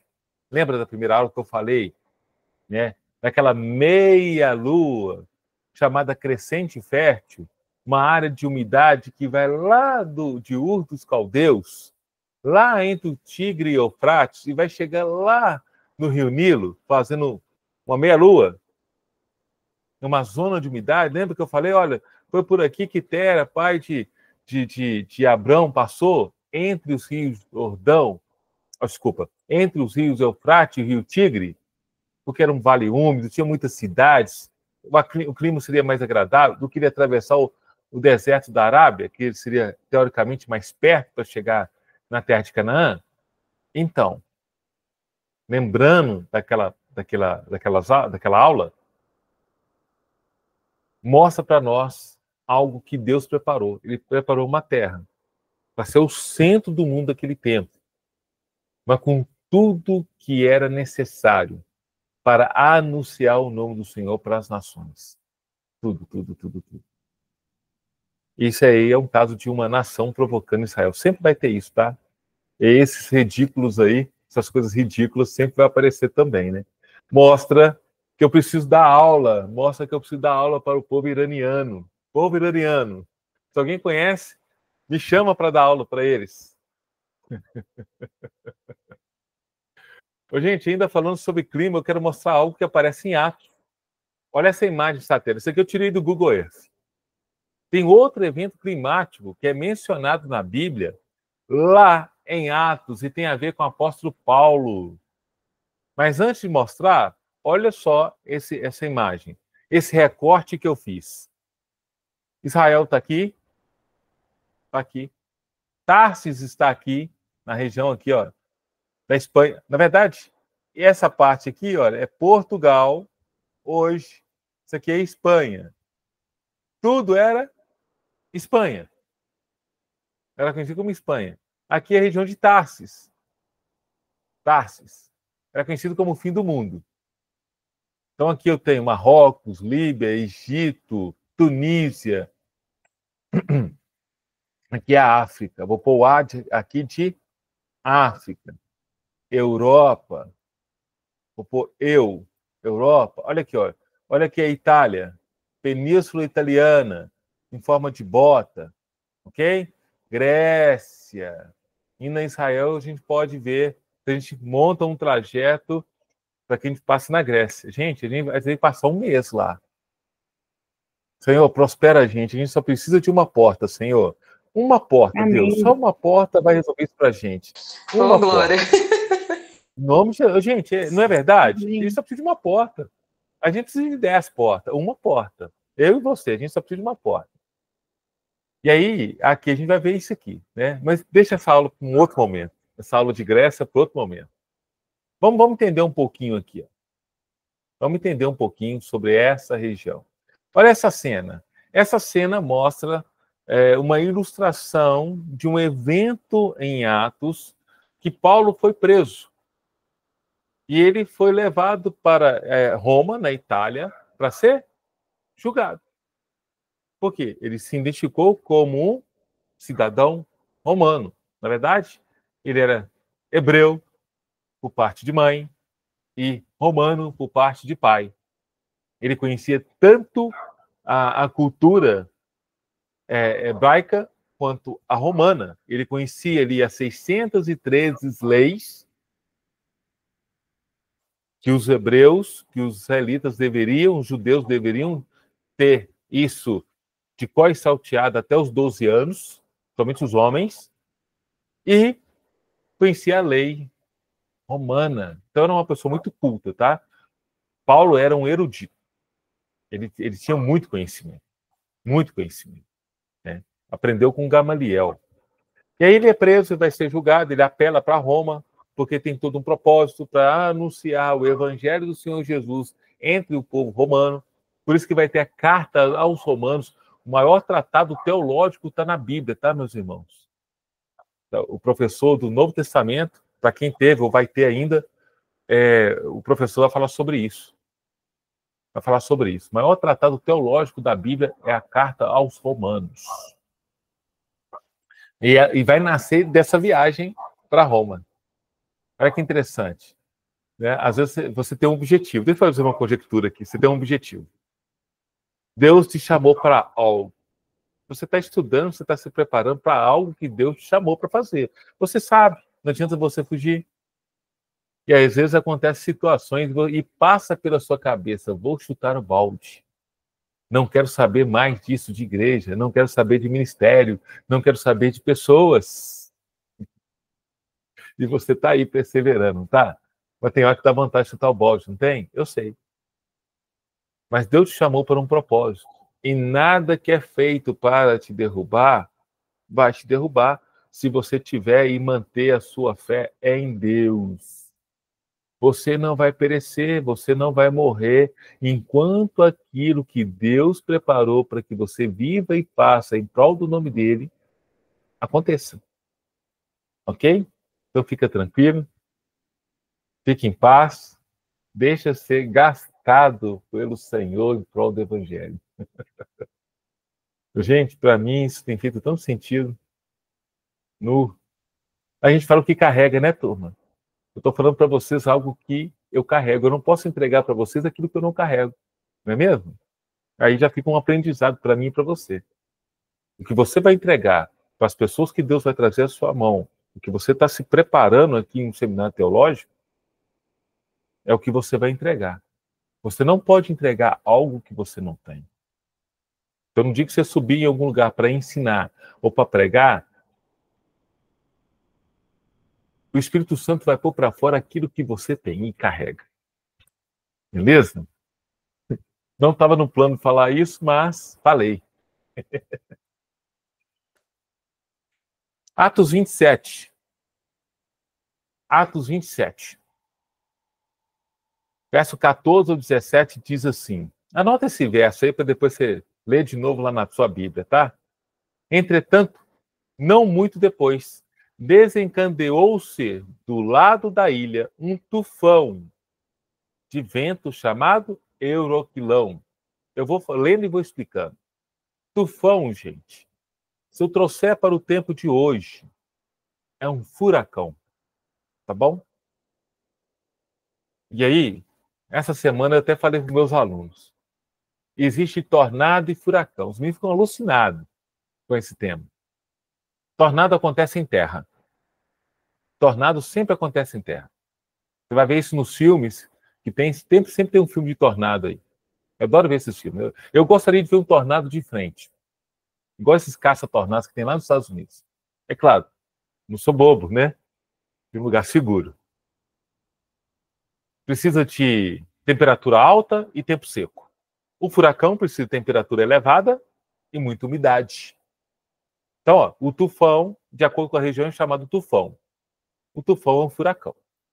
Então, um tufão de vento agitou as águas. Ventou muito. Provocou uma tempestade. Chamado Euroquilão. Você vai entender por que chama Euroquilão.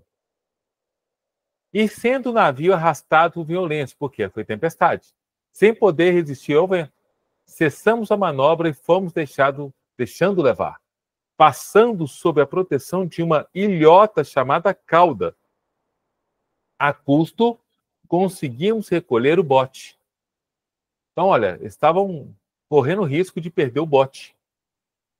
Então, aí, numa situação do barco, da embarcação, e a pique, afundar, o bote seria muito útil. Então, eles prenderam o bote ali. Olha que interessante, né? É um detalhe que Deus chamou a atenção.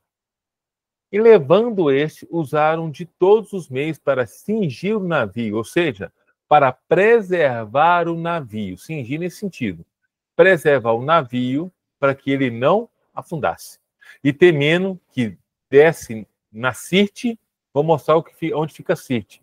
Sirte é uma cidade litorânea africana, onde no seu litoral, próximo à praia, tem no fundo muito rochedo, muita ponta de pedra, que uma embarcação que não conhece a região poderia passar de uma forma inadvertida e rasgar o seu fundo, danificar o seu fundo, fazendo com que a embarcação viesse afundar a pique.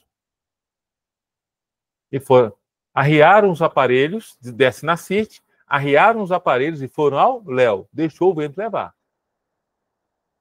Deixa a vida me levar, vida leva. Eu não tenho uma música assim? Misericórdia. Eu não quero, não. Deixa o Espírito Santo me levar. Espírito Santo me leva, me conduz. É assim que a gente tem que cantar. E foram ao léu. Ou seja, deixaram a sorte. Deixaram ir de acordo com a vontade do Senhor. Vamos entender um pouco esse texto? Aqui tem uma ilustração. O Euroquilão. O que é o Euroquilão? Violento vendaval do Nordeste. Ele vem sempre do Nordeste. Que se abateu sobre o navio em que Paulo navegava em caminho de Bons Portos para Fênix. Então ele saía de uma região chamada Bons Portos. Vou mostrar isso para você. Que fica na Creta, é uma ilha próxima a Israel. E está lá em Atos 27, 14. Este vento, conhecido pelos marujos maltenses como vento gregal, hoje é chamado de vento... O Euroquilão hoje é chamado de vento gregal, Se você olhar a etimologia da palavra, gregal vem de Grécia. É um vento que vem do lado da Grécia. Vem de Nordeste, em direção ao mar Mediterrâneo. Vai ficar claro, vou te mostrar uma imagem sobre isso. É o vento mais violento do Mediterrâneo. Acontece até os dias atuais. E seria extremamente perigoso para um navio de grandes velas, como do tempo antigo, que facilmente poderia embarcar, virar em tal tempestade, e a pique. Por esse motivo, quando o navio não podia mais manter a proa contra o vento, os marujos, com medo de encalhar nas areias movediças ao largo da costa setentrional, ou o que é setentrional? Norte. Costa norte da África, arriaram os aparelhos e eram assim impelidos. Ou não só a área das areias movediças, mas as áreas pontudas de pedras, de rochas, de rochedos. Atos 27, no 15 ao 17. Imagina com essa cena aí, um barco agitando. Gente, eu não ficaria em paz de jeito nenhum. De jeito nenhum. E olha aí, olha o mapa. E aí, eu peguei essa imagem que mostra o nome dos ventos que vêm de várias regiões. Ó. Tramontana, que vem da Itália, Mistral, que vem dessa região aqui da França, Suíça, Ponente, que vem da Espanha, Libéstio, que vem aqui da região da... Gente, esqueci. Tunísia, Marrocos, Líbia, Alço, que vem do sul, Siroco, que vem aqui, região entre Líbia e Egito, Levante, que vem do lado de Israel, tá? E esse aqui, o Gregal, que vem da região da Grécia, que, aliás, não é só da Grécia, é um vento que vem da região da Rússia. A Rússia está nesse ponto que está aqui, ó. Vem para cá, ó. Vem da Rússia, passa aqui na região da Ucrânia, desce aqui na Grécia e vem. Então, olha, Paulo estava passando esse trecho. Nesse trecho. Então, toda essa região aqui, ó, ficou agitada. Olha a Creta aqui, ó. Bons portos ainda aqui. E olha que Deus avisou Paulo de como seria. Então, não ia, não. Mas os romanos não acreditaram tanto. Então, ó, o vento gregal é o antigo Euroaquilão, que vem da região grega. Região gregal. Então, ó, essa região aqui, uma das regiões mais fundas do Mediterrâneo, você pode ver pelos tons de azul, tá? Que a gente consegue perceber, pela textura, pela rugosidade da imagem, você consegue perceber que é uma das áreas mais fundas do Mediterrâneo. Exatamente essa área aí, uma das áreas mais fundas. Isso aí foi tirado do Google, tá? Do Google Earth. Olha que interessante, gente. Seria para afundar nu. E a embarcação afunda. Ó, aqui, olha, é Creta. Creta é essa aqui. Olha Israel aqui, ó. Líbano. Síria. Olha Damasco. Ok? Sinai. Egito, Cairo. Então, olha, eles saíram daqui, depois que pegaram Paulo, foram para cá, e daqui a ideia era chegar em Roma. Olha Roma, onde que está? Alberto, uma distância boa, uma distância boa. Ó, então, chegar aqui, ó, em Creta. Depois de Creta, vai para cá. Ó, então, vamos lá. Ó, Tunísia, Líbia, Trípoli, Egito. Então, o medo era embarcar aqui. Ó. Deixa eu mostrar uma outra imagem agora. Olha aqui a Líbia. Líbia, que está aqui, olha, Líbia, embaixo. Olha a Líbia. Sirte, a imagem não está muito boa. Vou trocar essa imagem depois. Então, olha, tem Tunísia, Argélia, Líbia, Egito, Sirte, Trípoli. Sirte, nessa região havia muitas pedras.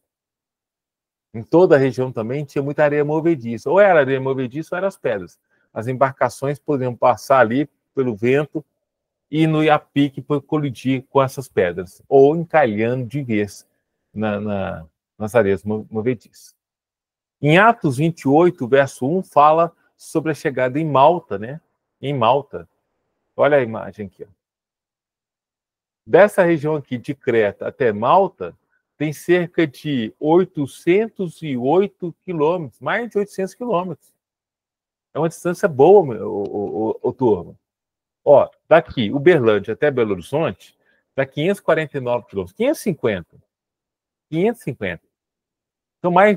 São mais de 250 quilômetros a mais. É uma distância grande no mar. Isso é linha reta, hein? Então, quando eles foram ao véu, eles poderiam ter ido assim, ó, por causa do vento. Ao léu. Ao léu é isso aí, ó, sem direção. Sem direção. Eu peguei aqui na imagem no Google, fiz uma medida aproximada, são mais de 800 quilômetros em linha reta. O desespero. Quando você vai ler, lá em Atos 27, você vai ver, se você ler com muita calma, você vai sentir a tensão. É muito interessante quando você lê com outro olhar. A tensão desse povo. A tensão dos tripulantes. Ok, turma? Tudo bem até aí? Muito interessante que muitos pastores já pregaram. O pastor Alisson já pregou uma vez sobre... Eu me lembro, quando eu estava com ele, né? Eu me lembro que ele já pregou sobre essa passagem. Se você olhar atentamente, você consegue perceber a tensão. Aí eu quero chamar a sua atenção. Comece a prestar bem a atenção, seminarista, no texto que você lê ou que o pastor prega no altar. Não escute o sermão como uma pessoa qualquer que fica distraída, tá? Só chamando a sua atenção. Você é um seminarista. E eu não estou falando para você analisar o sermão, se o pastor está pregando bem ou não. Não é isso. Não é isso. Eu quero que você perceba. O meu pedido aqui é que você perceba as entrelinhas do texto que está sendo pregado. Veja lá a geografia, veja lá o que Deus está falando. Comece a fazer uma exegese desse texto. Você é um seminarista. Ok? E isso agora faz parte de você. Meu papel é sempre te inspirar, tá? Sempre eu quero te inspirar a ser esse homem, essa mulher de Deus que vai servir essa cidade de Santa Luzia aí, até os confins da terra. Vamos falar um pouquinho de deserto? Rapidamente aqui, meu tempo, deixa eu ver, 9h39. Deserto de Israel. Tô achando que eu vou deixar o Mar da Galileia para a semana que vem, tá, meus irmãos? Para não picar, senão eu vou ter que picar o conteúdo. O deserto do Negev fica ao sul.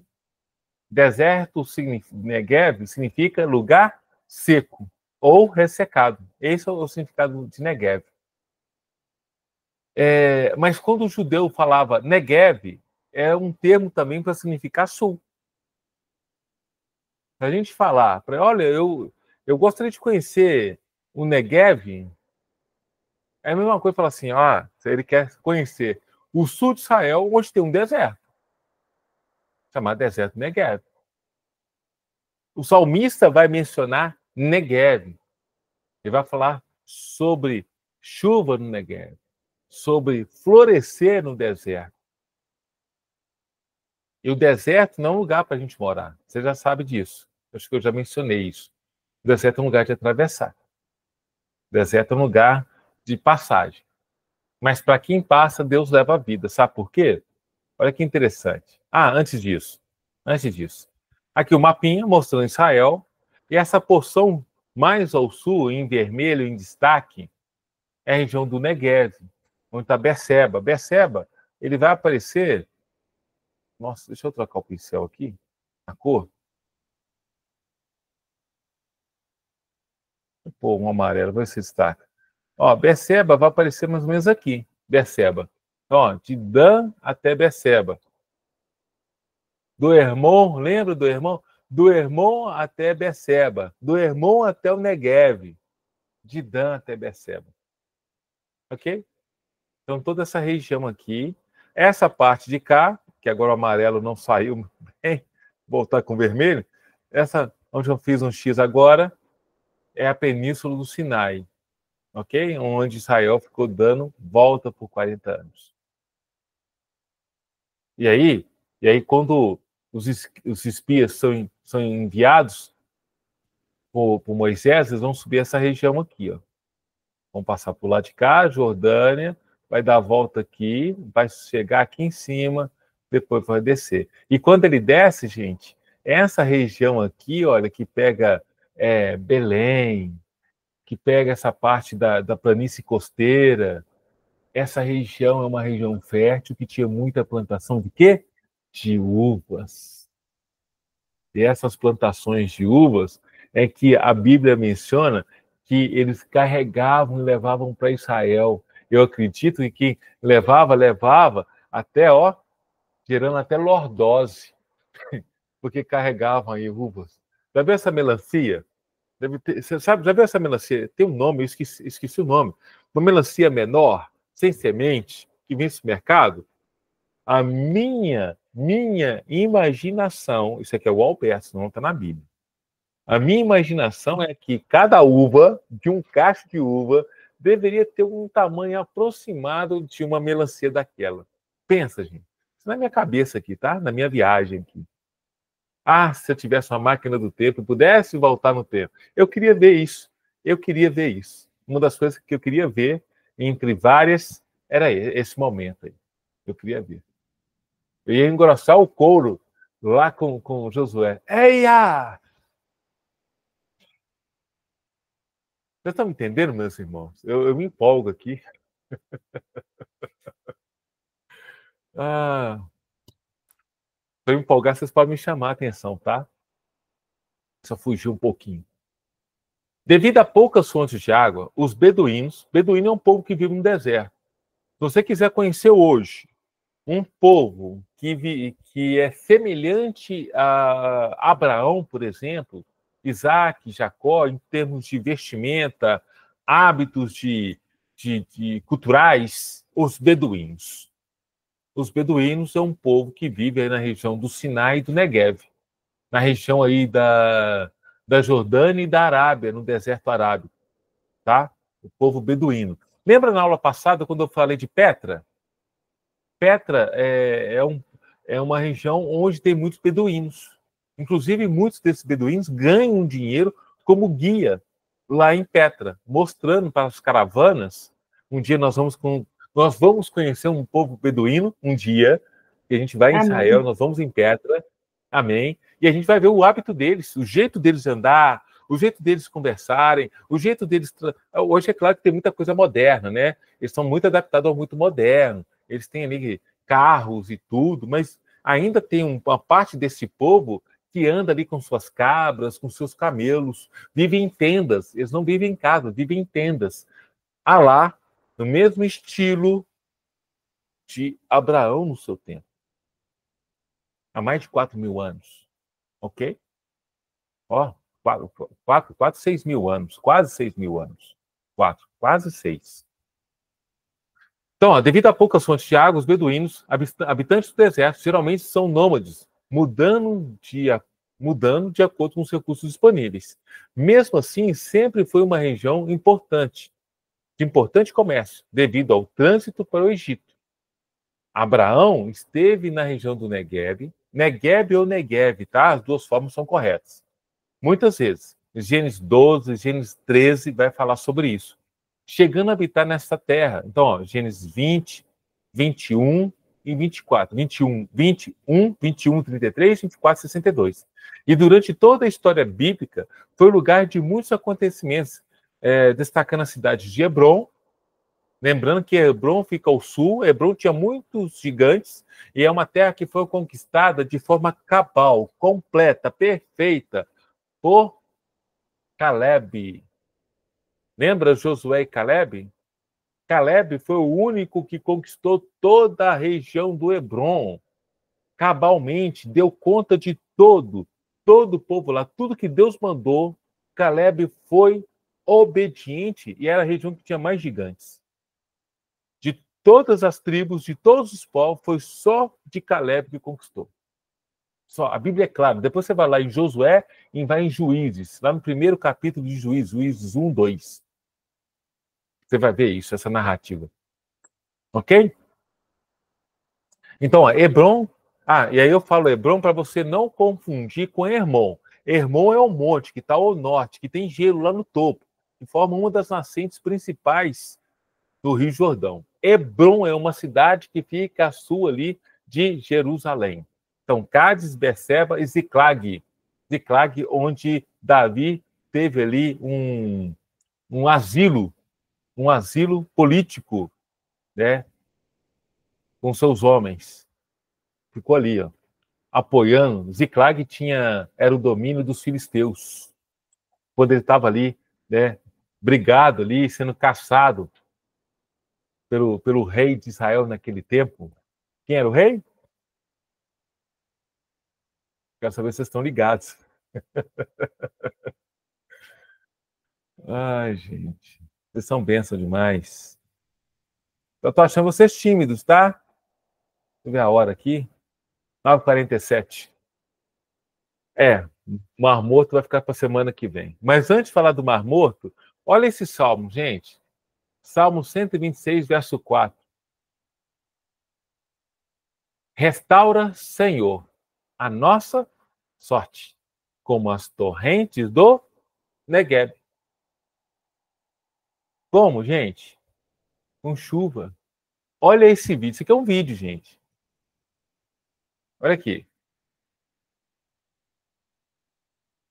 O deserto é seco, ele não tem água. Mas quando chove lá na Cordilheira Central, a água desce, escorre e chega no deserto do Negueb. E forma isso aí, gente. Essa paisagem árida aí, ó, começa a ficar mais verdinha, começa a florescer. Essa aí, ó, é a água chegando, a torrente chegando. Olha que interessante. Não, acho que vale a pena ver de novo. Peraí. Não, peraí, gente. Deixa eu voltar aqui. Aí, ó. Olha que legal. Só que é temporário, depois seca. Por quê? Ele está sendo mantido pelas chuvas que aconteceram, que acometeram lá em Jerusalém, lá no alto, lá na Cordilheira Central, naquela região toda ali. Desce, tanto em subsuperficial, por aquífero, mas também superficial. E aí elas começam a aparecer e brotar na terra e depois elas se juntam e formam como fosse esse rio aí. Ó. É um rio temporário. Olha essa imagem aqui, ó. Essa imagem, eu peguei ela, eu recebi ela no ano passado. Essa imagem é do ano passado. Vocês vão ver aí que tem pessoas felizes. Estão falando em hebraico. Uma fala bem agitada, bem rápido. E esse vídeo fala de uma tempestade no feriado. Aconteceu no feriado, na região ali, no segundo semestre. Eu vou ver se eu lembro qual foi o feriado. É um feriado em Israel. E um fenômeno climático que acontece, segundo os judeus. Aqui, ó, já está falando, no feriado de Páscoa. Foi na Páscoa. Levando água para o deserto do Negueb, na porção sul do país. Eu vou soltar o vídeo. Olha só, gente. Perceba.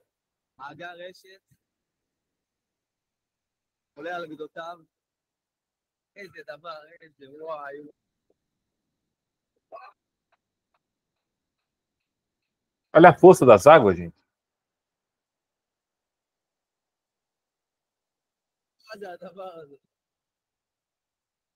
Não sei o que eles falaram em hebraico, não. Mas parece que eles estavam dando um glória a Deus ali, porque a água chegou. Para quem é beduíno, quem vive no deserto, de passar, de fazer comércio, isso aí é bom. Muda o clima, muda a atmosfera. A gente não está pedindo chuva para a nossa região, para mim, para a sua, para o nosso Brasil, para mudar o ambiente, né? Deixar ele mais úmido, ficar mais fácil, mais tranquilo para dormir. Olha aí, gente. É por causa disso aí, porque no deserto é seco e quente. Eu paro aqui. 9h50. 9h50. Eu sei que faltam 10 minutos, mas não dá tempo de explorar, porque desse aqui, do Mar da Galileia, eu vou falar de perfil topográfico e nós vamos chegar lá no Mar Morto. Então é uma aula que eu vou demandar um pouco mais de tempo, tá, meus irmãos? Então essa aula para a semana que vem, senão eu vou ter que cortar ela no meio, antes mesmo de concluí-la. Ok? Tá bom? Então, na próxima aula, eu inicio a partir desse slide, que começa com o Mar da Galileia, também conhecido como Genezaré, Mar de Tiberíades, de Tibério César, Genezaré significa Jardim do Príncipe. Aguarde a próxima aula. Aí eu aproveitar esse momentinho aqui. Deixa eu olhar para vocês. Deixa eu olhar para vocês. Deixa eu parar a apresentação aqui. Tudo bem, turma? Ok? Como é que vocês estão? Parece que tem mensagem aqui. Amém, Jaqueline. Legal. Bênção. Amém. Eu recebo. Maravilha. Amém. Eu vou falando de Israel, vocês vão colocando amém. Aí foi aquele momento que a voz cortou, falhou. Ô, gente, é muito legal, né? Quando a gente aprende, quando a gente olha a palavra do Senhor com um olhar mais geográfico, não é mesmo? Vocês estão tendo a mesma impressão que eu? É mais, né? Sim, é até interessante, professor. Rebeca, pode falar de novo? É até interessante que a gente trava um pouco para os nossos dias atuais, né? A gente começa a comparar com, como você deu o exemplo aqui da corrente sul, que conta com a corrente norte, tem que ser, quando a gente começa a fazer essa interligação, né, daquela época para essa época. E quando a gente lê, a gente acha que é muito distante. E não é distante, porque o clima, teoricamente, era o mesmo. Isso. Então está sendo importante eu fazer essas analogias, comparando com o Brasil, ou comparando com a nossa região, com aquele tempo. Facilita o entendimento e a compreensão? Posso Sim. continuar assim? Ok. Sim. Alguém ia abrir aí o outro áudio enquanto a Rebeca estava falando? Quem quer falar, pode falar. Obrigado, gente. Vocês estão muito tímidos. Um de cada vez, gente. Um de cada vez. Faz fila, faz fila. Vocês estão muito tímidos. Eu não mordo, não. Pode falar comigo. A gente tem mais 5 minutinhos aí. Tá tudo certo, então? Só eu falei. Ó, eu quero ouvir. Eu sou professor, tá, gente? E aí eu vou dar uma dica, tá? Vou dar uma dica de como o professor gosta. O professor gosta de interação. Então, ó, sempre começa a me chamar, tá? Pode fazer pergunta, não tem nada de estar errado. Você não pode, não tem problema você errar aqui, não, tá? Eu corrijo.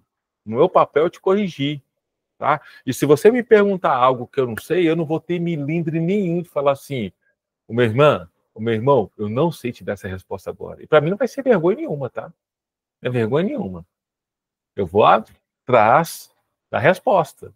Eu vou ligar, pastor Wallace, você sabe me responder isso? Se o pastor Wallace não souber, eu vou lá no meu pastor e eu vou atrás, até lazer. Tá? Tá bom? Beleza? Eu tô falando olhando nos seus olhos aí. O professor, o que eu tô achando muito, muito legal é porque contextualiza. Às vezes a gente fazia leitura de algumas partes, pelo menos eu era assim, e essas questões não eram tão relevantes porque não faziam um certo sentido, assim. Não tinha uma... E agora não era, não era algo físico, algo que tinha, tipo assim, que conectava pontos. E agora passou a fazer. Isso aí eu tô achando sensacional. Vocês vão ter uma aula, vocês vão aprender sobre hermenêutica, homilética, para aprender a fazer uma exegese boa, né, bem desenvolvida dos textos bíblicos. E você vai ter que lançar a mão, tá, seminaristas, tá, meus alunos? Vocês vão ter que lançar a mão de vários atributos do conhecimento. Você vai ter que lançar a mão, por exemplo, da geografia, da história, dos aspectos culturais. E aí, quando você consegue colocar isso, você vai ter uma gama de informações ali que o Espírito Santo vai te direcionar, e aí você vai montar aquele sermão, ou você vai montar aquele texto, aquele livro que você vai escrever. Um amém, pelo menos, um amém aí. Um amém, vou escrever um livro. Né? Escreva aí. E aí, naquilo que você vai se propor a fazer, Deus vai te direcionar. Isso mesmo, Jaqueline, amém. Eu creio que Deus vai dar palavra aí. É algo que eu carrego, algo que eu recebi, algo que eu tenho colocado no papel, livros. Então, vou transferir algo que eu recebi para vocês. Alguns de vocês vão escrever livros, alguns de vocês, eu vou dizer algo aqui, ó. Eu vou arriscar dizer. Alguns de vocês vão escrever para jornais. Algum blog aí famoso, algum tipo de jornal de grande repercussão. Vai escrever uma reflexão semanal. Já pensou? Olha que legal. Talvez isso nem vai demorar, tá? Talvez pelos seus contatos, Deus vai apresentar alguém aí. Beleza? Olha que benção. Então tá, meus irmãos, vamos encerrar por aqui? Vamos encerrar? Esqueci de encerrar. Capacita-nos o Espírito Santo. Amém. Ele já capacitou, já capacitou. Encerrando a aula gravada agora, só um minutinho, não vai embora não. Encerrando a aula gravada agora, parar a gravação.